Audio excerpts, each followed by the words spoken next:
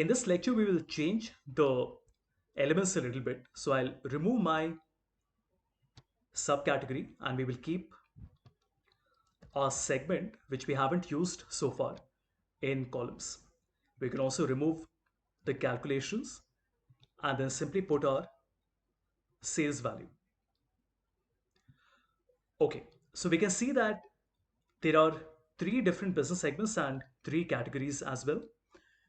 The total of consumer business segment is 6.5 million, 3.82 million for corporate, and 2.3 million for home office. Similarly, the total of furniture category is 4.11 million, 3.78 for office supplies, and 4.74 for technology. Now, if I want to look at all these nine numbers as one unit, which means that I want to figure out which is the best combination for the business. That means which is the best combination of my category and segment. To find that out, we can right click, show values as percentage of grand total. That means that all of these nine numbers will be shown as a percentage of 12.64 million.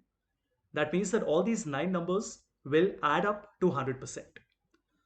Again, if you notice, all of these nine numbers are now adding up to become 100%. Now, there are different ways we can present this data. So I'm simply selecting my entire pivot table and then making two copies. We can simply do a Control C and a Control V. In the second one, we don't want to choose grand total. We will choose percentage of column total. And in the third one, we will choose percentage of row total. Now that we have all these three, let's look at how different the results are. In the first one, all these nine add up to 100%. In my column total, every single column is 100%. So consumer, corporate, and home office adds up to 100%. And then finally, in the row total, every single row, that means furniture, office supplies, and technology segment, or rather furniture, office supplies, and technology category add up to 100% like this. Again, remember there is nothing right or wrong here. It simply depends on how you want to present your information to the end user. So let me remove these two. Now imagine we had an additional element. For example, we also kept our subcategory in our rows.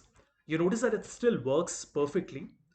You can see that I can see the individual number for every single combination. And if you don't want to see these subtotals, remember, we can always hide it.